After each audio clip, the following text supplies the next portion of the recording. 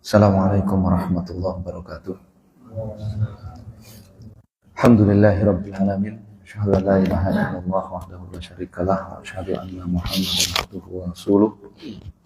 Allahumma shalli wa barik ala sayyidina wa nabiyyina Muhammad wa ala alihi wa sahabatihi wa man tabi'ahum bi ihsanin ila yaumiddin.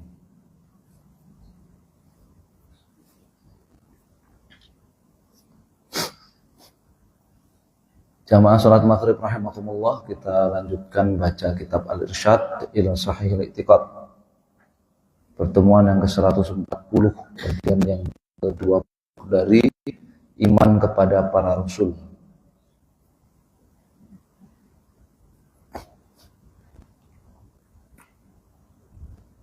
Syekh Shalih Ibn Fauzan Al-Fauzan hafizahullah menulis di halaman 227. Beliau mengatakan, menjelaskan tentang kekhususan atau keistimewaan Nabi kita Muhammad sallallahu alaihi wasallam yang tidak dimiliki oleh nabi-nabi yang lain, bahwa beliau itu penutup seluruh nabi dan rasul. Ya, kemarin ada 3 ya kan? Yang pertama, beliau diutus kepada seluruh jin dan manusia. Itu hanya Nabi kita Muhammad SAW saja. Nabi-nabi yang lain tidak. Yang kedua, Isra Mi'raj. Ya, itu kekhususan hanya didapatkan oleh Nabi kita saja. Ya, sallallahu alaihi wasallam. Ya. Dan tidak ada keterangan yang jelas dan sahih, ya, bisa dipertanggungjawabkan bahwa Isra Mi'raj itu terjadi di bulan Rajab. Tidak ada, ya. Kan yang sebagian orang beranggapan bahwa Lailatul Isra wal Mi'raj itu, malam Isra Mi'raj itu 27 Rajab. Itu tidak ada. Ya, sebagaimana dijelaskan oleh para ulama dari berbagai disiplin ilmu, tidak ada keterangan yang jelas dan sahih bahwa Isra Mi'raj itu terjadi pada bulan Rajab.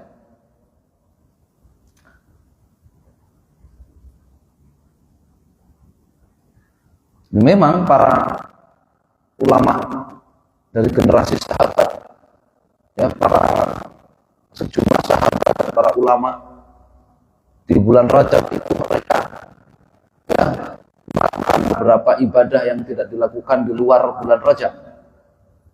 Ya. Di antaranya umroh bulan Rajab. Ya, itu Umar bin Khattab dan yang lainnya. Ya.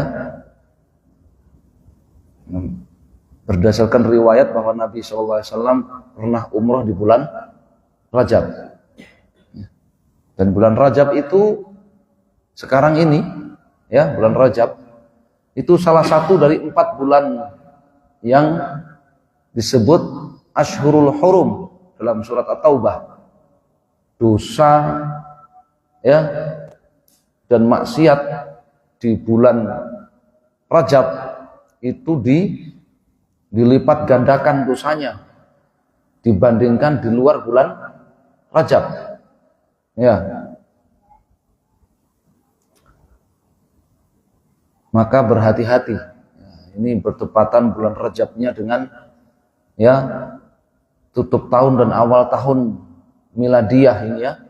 Jangan sampai orang Islam ikut-ikutan berbuat dosa, ya, di bulan Rajab ini, ya, mengucapkan selamat, ya, Natal, ada yang bahkan ikut merayakannya, merayakan malam tahun baru Masehi, ya, semua itu perayaan-perayaan orang-orang di luar Islam, ya, dicatat dosa, dan itu kebetulan di tahun ini di bulan Rajab. Ya, dosanya itu dilipat gandakan oleh Allah Subhanahu wa taala. Nasallallahu.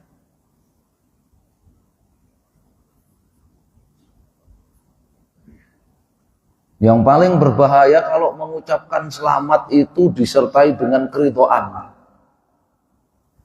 Mengucapkan selamat Nataru itu disertai dengan apa? Keridhaan hati, karena Nataru itu adalah dalam keyakinan mereka, keyakinan orang-orang Salibis itu adalah hari lahirnya apa? Tuhan mereka atau anak Tuhan mereka. Ya. Masa kita mau mengucapkan selamat kepada orang yang merayakan hari lahir Tuhan mereka atau anak Tuhan mereka? Para ulama sampai mengatakan seperti Ibnu Qayyim yang maknanya itu lebih buruk dosanya mengucapkan selamat Nataru ini, lebih buruk dosanya dari mengucapkan selamat kepada pencuri, mengucapkan selamat kepada pezina. Karena kalau mencuri, berzina itu dosa besar. Ya, gimana kita kalau ada orang korupsi terus kita mengucapkan selamat? Ya, sudah berhasil korupsi. Selamat, sudah berhasil berzina. Itu kan dosa besar kita. Ya. Kalau Nataru itu kita mengucapkan selamat atas kelahiran anak Tuhan, ya kan? Ini bukan, kalau ridho kata Ibnu Qayyim kekufuran itu, bukan selevel dosa besar biasa. Ya, waliyadzubillah, kalau sampai terjadi di bulan Rajab ini, ucapan-ucapan seperti itu, ya, maka harus dijauhi, dihindari. Ya, jangan sampai sekedar mencari apa? Ridhonya manusia dengan apa? Melakukan sebab murkanya Allah Subhanahu wa taala.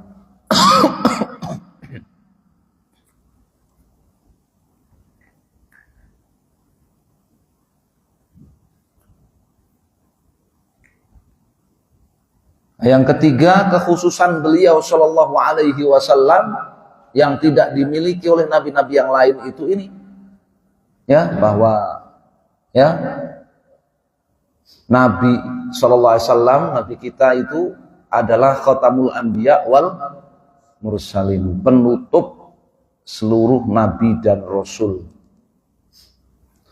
Kata beliau, Saleh hafizahullah, wa laisan nasu bihajatin ila bi'tsati nabiyyin ba'da Muhammadin sallallahu alaihi wasallam. Manusia ini tidak membutuhkan lagi ada nabi baru sepeninggal Muhammad sallallahu alaihi wasallam. Ya. Kenapa? Karena syariat yang beliau bawa itu sudah sempurna, sudah universal, sudah komprehensif, sudah lengkap, sempurna, dan untuk siapapun, kapanpun, dimanapun.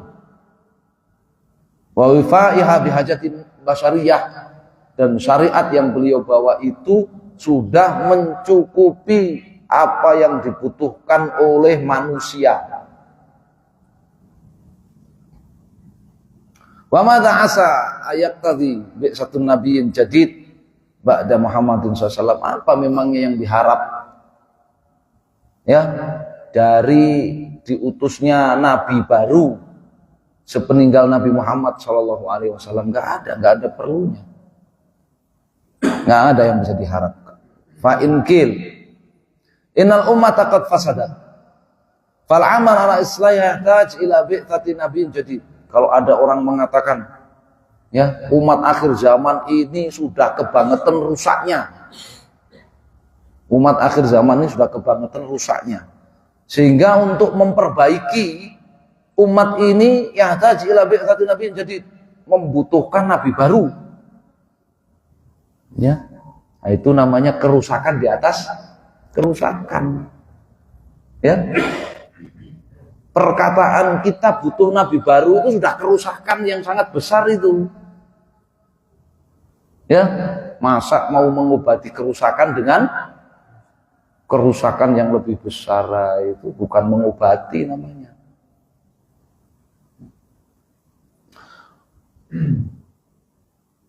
Qulna hal ba'tsu nabiyyin fid dunya li mujarradil islah hatta yub'ats fi hadzal zaman li mujarrad hadzal gharb. Ya. Kita jawab, apakah pengutusan nabi ke muka bumi kepada umat li mujarradil islah itu kepentingannya hanya sekedar untuk memperbaiki kondisi masyarakat saja? Ya, sehingga di zaman ini diperlukan nabi baru sekedar untuk memperbaiki kondisi saja? Tidak.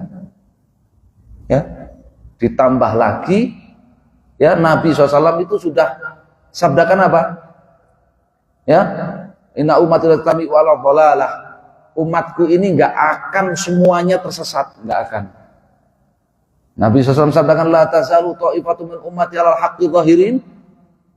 Ya, la yadhurru man khadhala wa man khalafahum hatta ya'ti amrullah wa dzalik.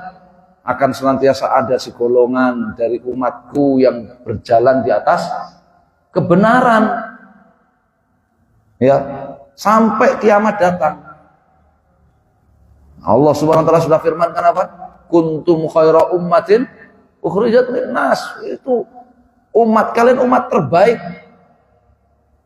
Ya. Sampai akhir zaman. Nabi SAW sabdakan, ya, la yazalun nas bi khairin ma'ajjalul fitra. Manusia akan senantiasa dalam kebaikan. Umat ini akan senantiasa dalam kebaikan selama mereka itu menyegerakan berbuka puasa ketika sudah datang waktunya. Ya, saya kira itu sampai hari ini itu nggak ada orang yang nggak, kalau puasa nggak pengen segera apa? Berbuka. Kalau begitu tiba waktunya berbuka pasti pengen segera berbuka. Itu sampai sekarang masih ada. Berarti itu tanda umat ini masih ada yang baik. Tanda umat ini masih ada yang baik. Ya. Jadi perkataan, ya, bahwa umat akhir zaman ini sudah rusak, parah, ya, butuh nabi baru, ini perkataan orang yang tidak pernah mempelajari Al-Quran dan hadis-hadis Nabi Shallallahu Alaihi Wasallam. Ya, tidak pernah mempelajari, ya. Wong sampai nanti menjelang kiamat masih ada, ya, umat yang terbaik masih ada. Ya. Tapi dia wis budrek sih, ya, tidak mempelajari Al-Quran dengan ilmu-ilmunya, tidak mempelajari hadis-hadis Nabi dengan cabang-cabang ilmunya.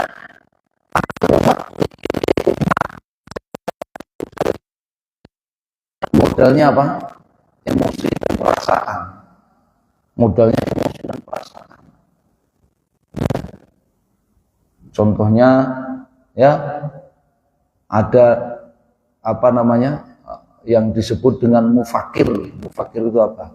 Pemikir-pemikir Islam yang menganggap umat ini sudah kembali kepada era kejahiliahan, bahkan lebih parah dari era kejahiliahan. Nah, itu dia nggak mempelajari Al-Quran dengan ilmu-ilmunya, nggak mempelajari hadis Nabi dengan ilmu-ilmunya. Nah, sehingga dia mikir ke kondisi umat, budrek dewe malahan, ya kan? Ternyata budrek, ya, mumet sendiri, ya. Pusing sendiri dia mikirkan umat. Mikirkan umat itu pakai ilmu, ya, mikirkan umat itu pakai apa? Pakai ilmu, ya, bukan pakai perasaan. Inna nabiyya la yubasu illa liyuha ilaih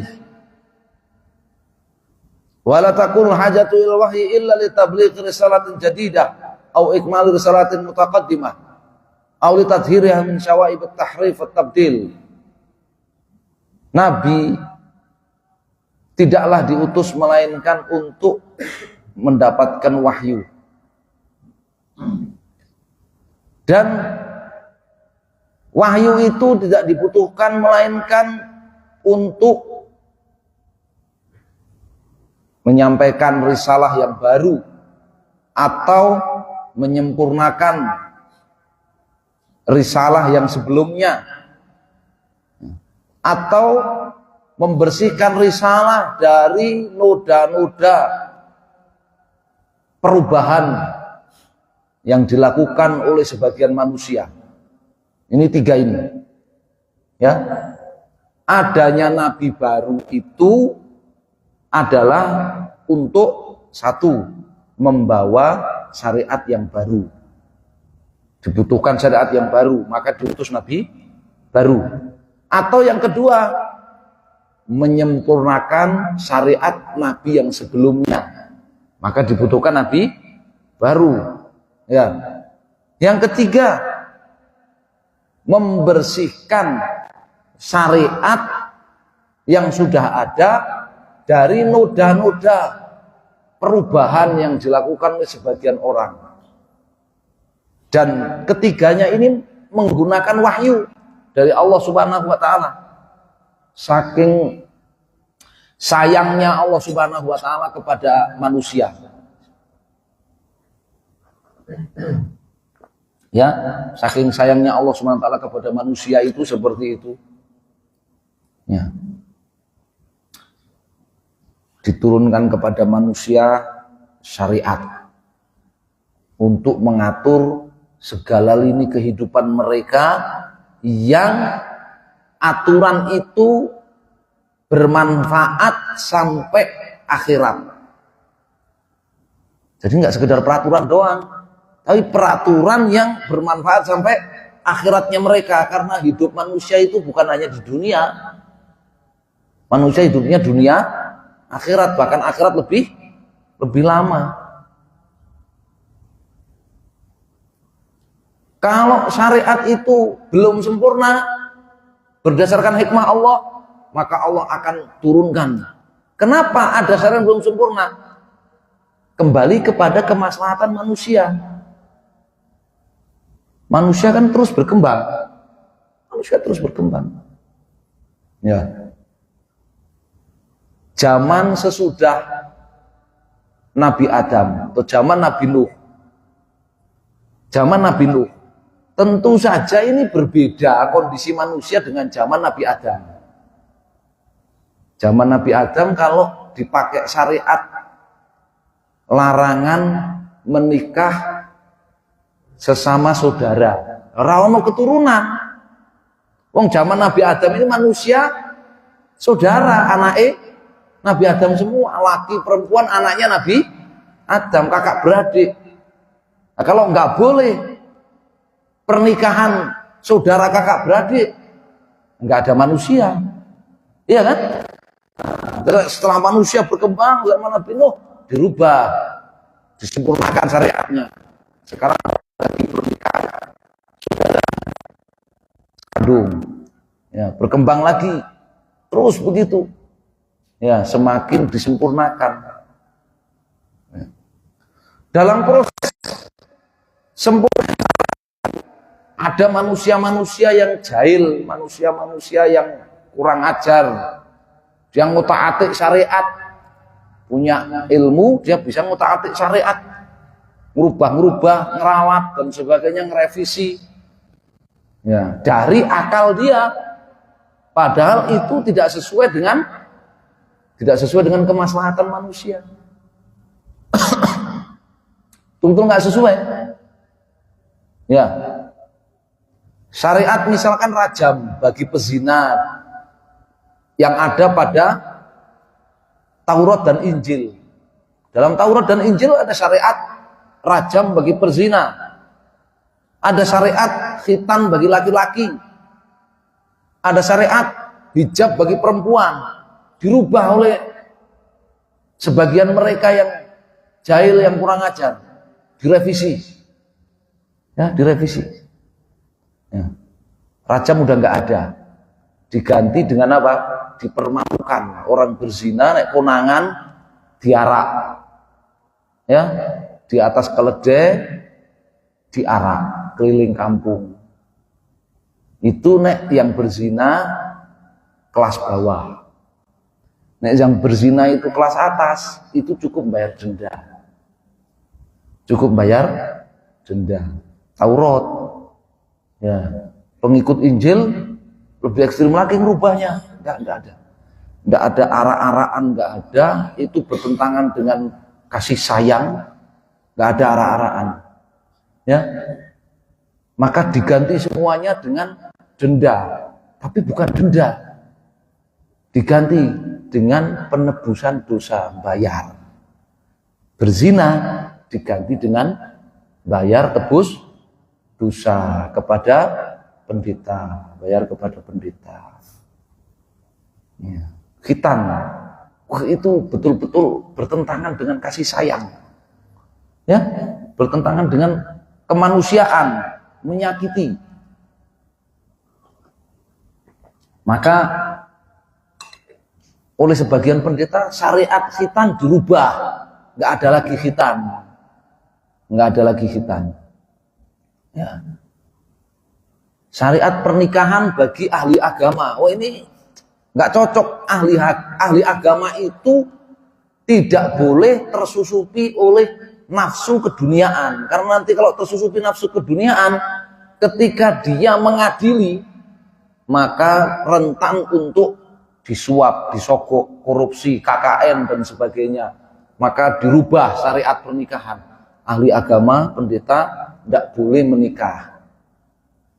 Ya, itu kan bertentangan dengan fitrah, semua itu bertentangan dengan maslahat manusia. Karena perzinahan hukumannya diganti, maka akhirnya orang bebas berzina. Bukan hanya bebas berzina, nikah sesama jenis, ya kan? Cukup bayar penebusan dosa, nggak apa-apa, nikah sesama jenis. Ya. Nah. Khitan nggak ada, akhirnya ganti ada transgender. Ya. Pernikahan dilarang, pernikahan bagi ahli agama, bagi pendeta dan sebagainya. Akhirnya perzinahan di dalam gereja marak. Ya kan? Subhanallah. Nggak sesuai dengan kemaslahatan. Nah, maka Allah akan mengutus nabi baru untuk membersihkan noda-noda tahrif, revisi dan perubahan yang dilakukan oleh orang-orang jahil itu tadi. Ya. Nah, ini yang namanya adanya nabi baru. Ya. Menyampaikan syariat yang baru, menggantikan yang lama, atau menyempurnakan syariat yang lama, atau membersihkan syariat yang lama dari noda-noda dan kotorannya. Falamma qadat kuladil hajat ilal wahyi bihifdzil Qur'an wa sunnati Muhammadin sallallahu alaihi wasallam din ala yadihi sallam falam tabqal hajah al-an ilal anbiya. Ya. Tapi ketika Al-Qur'an dan sunnah Nabi sallallahu alaihi wasallam, Al-Qur'an dan hadis-hadis Nabi sallallahu alaihi wasallam serta Islam ini telah sempurna melalui tangan beliau sallallahu alaihi wasallam, ya, diputuskan ini semua oleh Allah Subhanahu wa taala melalui wahyunya yang terakhir, lam tabqal hajah al-an ilal anbiya. Enggak butuh lagi nabi sampai hari kiamat. Ya, tidak butuh lagi syariat yang baru, tidak butuh lagi penyempurnaan, ya, ataupun pembersihan dari perubahan dan revisi, karena sudah dijaga oleh Allah Subhanahu wa taala. Ya, sudah dijaga oleh Allah Subhanahu wa taala. Al-Qur'an dan hadis Nabi SAW itu penjagaan Allah Subhanahu wa taala melalui para ulamanya sejak generasi Nabi SAW masih hidup sampai akhir zaman nanti. Ya, itu tidak ada duanya. Ya, di zaman ilmu itu belum mencapai keemasannya gitu ya. Umat Islam itu sudah dalam dalam menjaga kemurnian Al-Quran dan hadis-hadis Nabi SAW itu nggak ada lawannya. Kitab-kitab terdahulu nggak bisa seperti itu. Ya. Umatnya itu nggak mendapatkan ilham untuk menjaga kitab-kitab terdahulu seperti umat Muhammad SAW menjaga Al-Quran dan hadis Nabi SAW. Ya, jadi sekarang kita tahu salah satu rahasia indah kenapa Nabi SAW dan sejumlah sahabat itu buta aksara. Ternyata hafalan mereka sangat kuat. Hafalan mereka sangat apa? Kuat. Kemudian ada sejumlah sahabat yang ahli dalam menulis dan membaca. Sehingga verifikasi Al-Quran dan hadis Nabi SAW itu menggabungkan dua hal ini. Menggabungkan tulisan yang apa? Tulisan yang akurat dengan hafalan yang kuat. Menghasilkan seperti yang sekarang kita baca ini. Ya, itu nggak ada di kitab-kitab terdahulu, nggak ada. Umat-umat terdahulu nggak ada. Ya. Jangan jangan terpengaruh kalau aku mengatakan pengikut Injil itu adalah para ilmuwan dan sebagainya. Enggak ada mereka ilmuwan itu yang hafal Injil, nggak ada. Nggak ada. Pendeta yang hafal Injil nggak ada. Ya, yang hafal kitab Talmud, syarahnya Taurat, Tanakh, nggak ada mereka, nggak ada. Ya. Apalagi hafal lengkap dengan nulisnya, coba. Sementara generasi sahabat Muhammad itu yang saat itu dianggap bangsa Arab itu bangsa pinggiran, bangsa yang tidak menguasai ilmu saat itu menggabungkan, ada yang hafalannya sangat kuat, ada yang tulisannya sangat akurat, ada yang menggabungkan dua-duanya, hafalan sekaligus apa? Tulisan, dan menguasai banyak bahasa. Menguasai banyak logat. Ya. Sekarang Al-Quran, sekarang Qiraah itu ada asyarah. Ini baru satu dari logat Quraisy saja. Padahal Al-Quran itu turun dengan sabati ahruf 7 logat. Satu logat saja sekarang ada 10 qiraat. Itu satu orang, satu ulama hafal. Pernah ada yang nanya sama saya, itu sekarang fungsinya buat apa? Fungsinya nanti kalau ada orang yang menipu umat Islam, menuduh umat Islam Qur'annya palsu, atau memalsukan ayat Al-Quran satu huruf saja, langsung ketahuan. Dikiranya Al-Quran itu cuma satu bacaan saja. Al-Quran itu 10 bacaan. Satu saja huruf itu dipalsukan, ya berubah semua itu. Ya, makanya nggak bisa dipalsukan. Ini nggak bisa dipalsukan. Demikian pula hadis Nabi SAW. Ya. Dengan para penghafalnya yang teruji. Para penghafalnya yang apa? Yang teruji. Nah, itu umat Islam. Bagaimana oleh Allah Subhanahu wa taala diberi kemampuan menjaga sumber hukumnya Al-Quran dan hadisnya itu betul-betul tidak ada satupun umat yang mengalahkan mereka. Tidak ada. Dan itu sampai akhir zaman. Sampai akhir zaman nanti.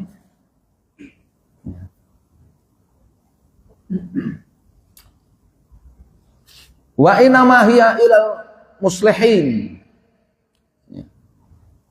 Yang dibutuhkan ya itu adalah para pembaharu, ya, para mujaddid, ya, ajaran-ajaran Islam yang sudah ditinggalkan oleh sebagian umat, ya, dihidupkan kembali. Nah, itu namanya muslihin, mujaddid, ya. Intah bitasarruf yasir, intah bitasarrufin yasir minar rad alal qadiyaniyah. Ini tadi Ya, perkataan Syekh Saleh ini diambil dari buku bantahan kepada Qadianiyah, karena Qadianiyah itu adalah sekte yang agama mengatasnamakan Islam tapi ngaku punya nabi baru, punya kitab suci baru. Ya, mereka ngakui Muhammad nabi, Al-Quran kitab, tapi mereka butuh nabi baru, butuh kitab suci baru. Ya, yang diantara ajaran terbesarnya nabi barunya mereka yang disebut Mirza Ghulam Ahmad itu, ajaran nabi barunya itu adalah tidak ada lagi jihad fisabilillah. Kenapa?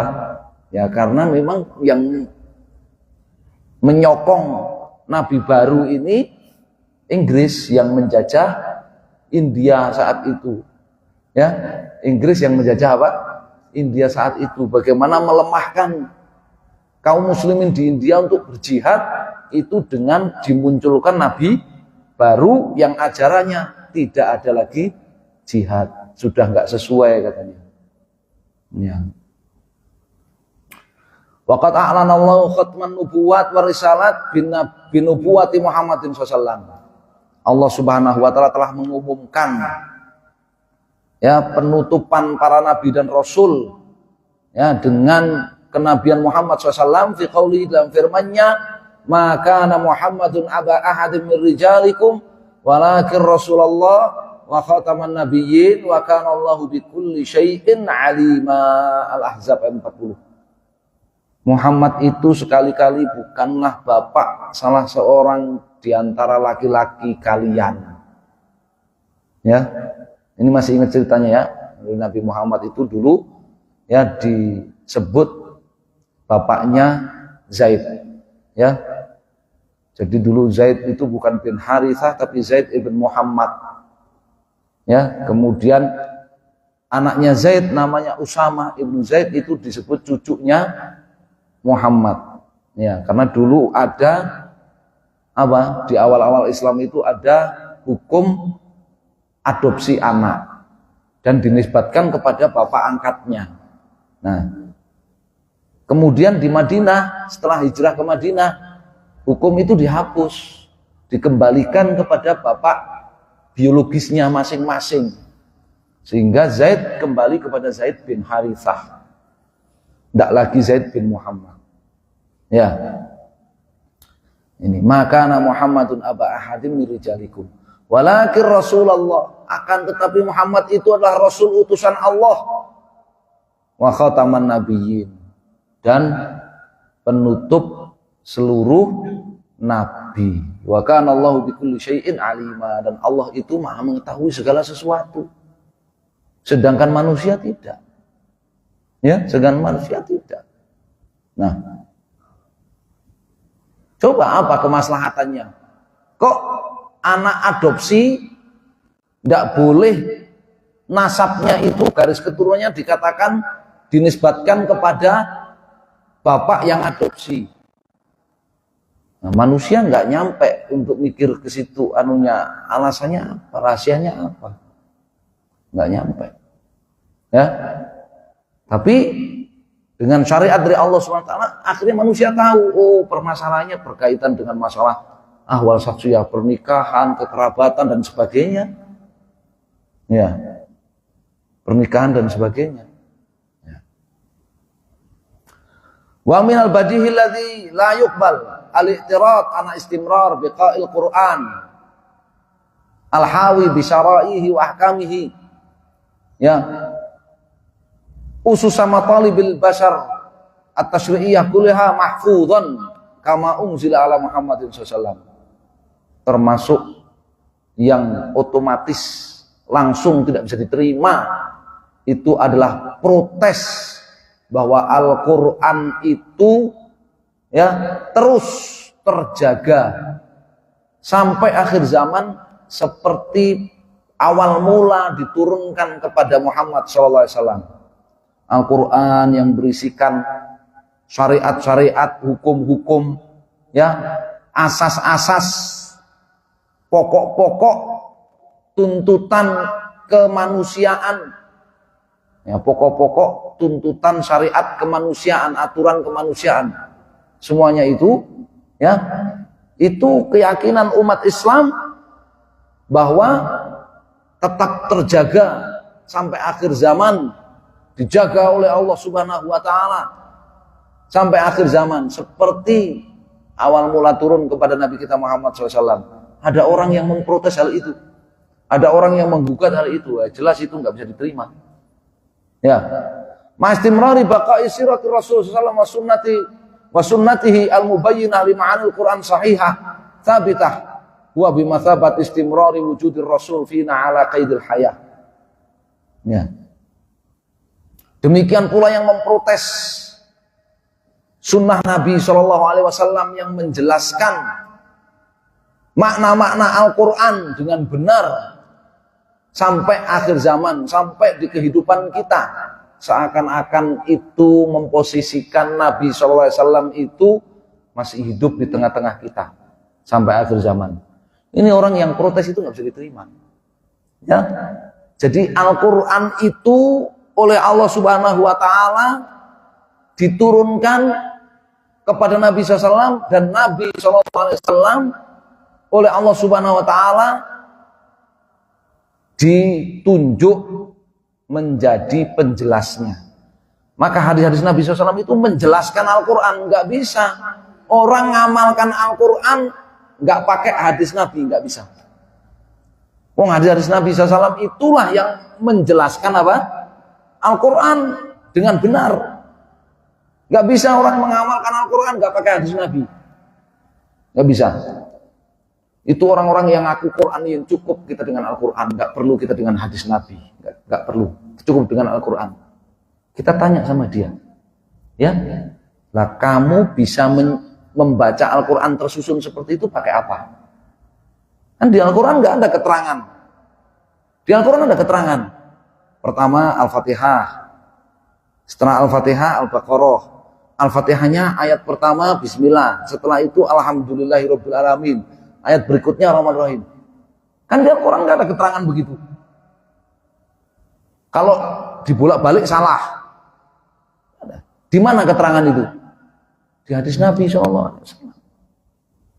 Ya, jadi Al-Quran sebenarnya pertama Al-Fatihah. Al-Fatihah ayat pertama Bismillahirrahmanirrahim atau Alhamdulillahirabbil alamin. Setelahnya Ar-Rahman-Rahim. Itu adanya di hadis Nabi SAW. Nabi SAW memerintahkan kepada para pencatat Al-Quran, ayat ini setelah ayat ini, surat ini tempatkan di sini. Itu Nabi SAW yang ngatur dalam hadis-hadisnya. Ya, nah, sekarang kalau orang mengatakan cukup dengan Al-Quran, itu bohong. Ya, itu pertama susunannya. Yang susunan Al-Quran itu ada dalam hadis Nabi. Orang bisa tahu susunan Al-Quran dengan pakai hadis. Cara bacanya, cara baca gimana? Apa diajar dalam Al-Quran cara bacanya? Di dalam Al-Quran. Ya.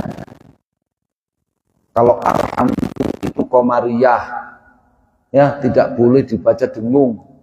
Ya, min sukun ketemu apa? Ya, dal itu nggak boleh dibaca dengung. Di mana ketemunya itu? Di Al-Quran ada? Keterangan itu enggak ada. Alhamdulillahi Rabbil Alamin. Matnya dibaca, tasdidnya dibaca. Di mana itu keterangan itu ada? Wong Al-Quran dulu itu enggak ada harokatnya, enggak ada titiknya, enggak ada tasdidnya, enggak ada dulu Al-Quran. Al-Quran ketika dicatat oleh para sahabat itu seperti gambar. Seperti gambar sambung-sambung saja. Belum, nggak ada titiknya, nggak ada tasdidnya, nggak ada harokatnya, apalagi. Ya. Gimana bisa bacanya? Hadis Nabi SAW. Nabi membaca dalam sholat, para sahabat dengarkan, oh bacanya begini. Ya, ketika ayat turun kepada Nabi, Nabi membacakannya, para sahabat, oh bacanya begini. Tapi di tulisannya nggak ada titik harokatnya, titiknya nggak ada. Tasdidnya nggak ada, itu di hadis Nabi SAW. Jadi orang yang mengatakan cukup pakai Al-Quran saja, itu nggak bisa. Dia hakikatnya ingin meninggalkan juga Quran. Jadi nggak usah pakai Quran, nggak usah pakai hadis, sudah pakai hawa nafsu saja. Ya.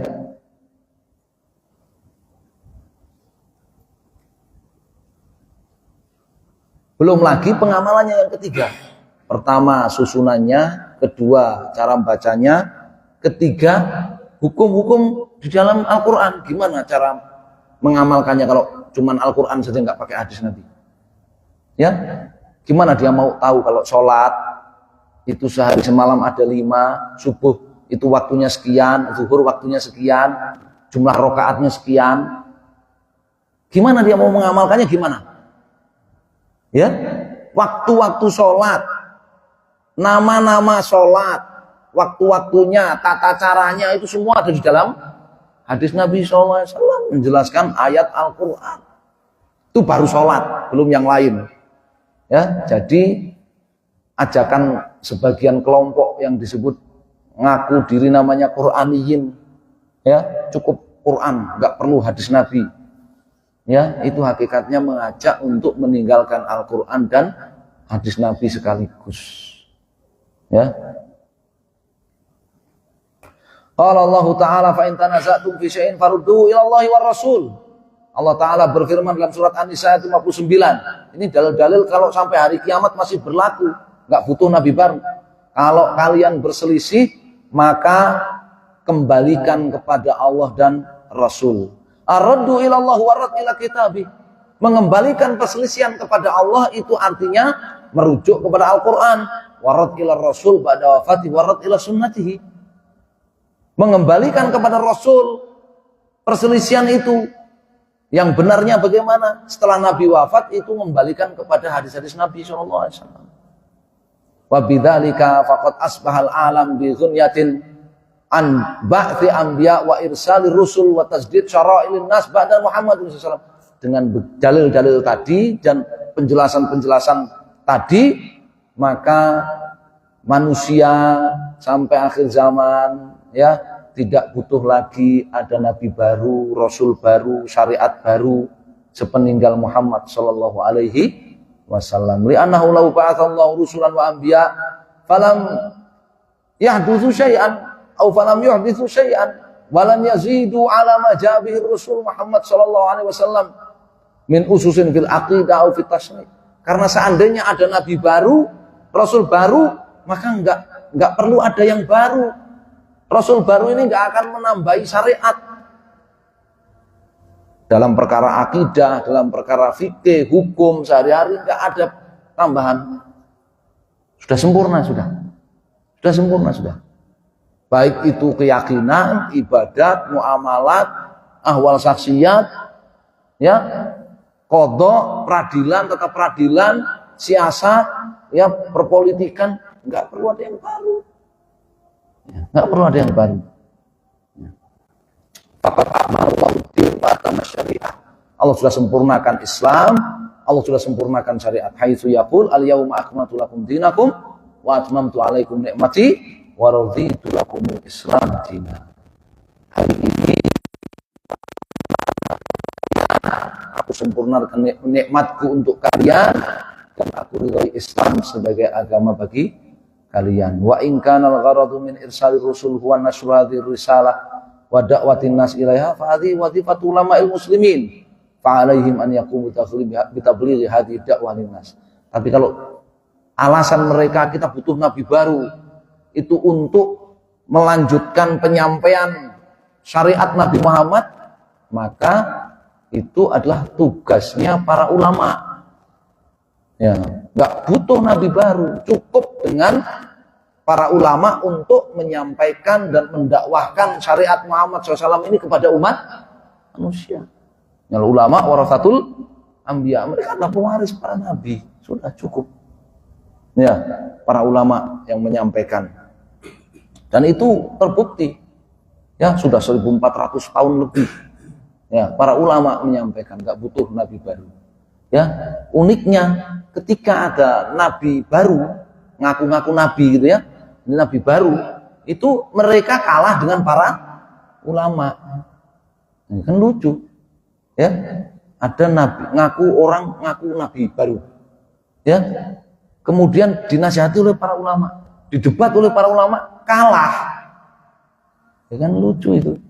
Ya kedudukan Nabi itu harusnya mengalahkan para ulama, ini kalah ulama, itu kan lucu. Ya.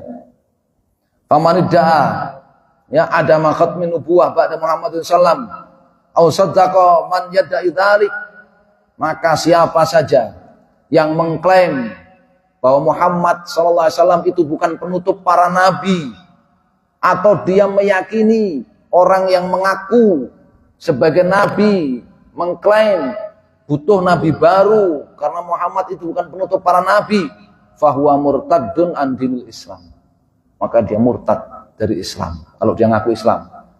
Walihada hakama sahabah ala man idda'a nubuwah pada Muhammadin biriddah.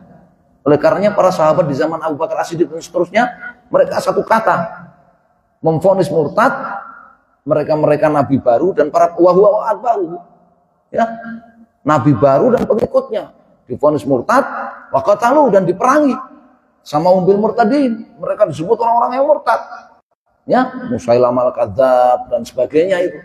Ya, wa hadza mimma ajma'a alaihi ulama'ul muslimin salafan wa khalafan. Ini perkara yang disepakati oleh seluruh kaum muslimin di masa-masa terdahulu sampai di masa sekarang. Wallahu a'lam. Ya. Insyaallah tentang hikmah ditutupnya kenabian dengan Nabi kita Muhammad SAW kita akan baca di pertemuan yang akan datang. Wallahu taala a'lam, sallallahu alaihi Muhammadin wasallam. Alhamdulillahirabbil alamin. Jazakumullahu khairan. Azan dulu.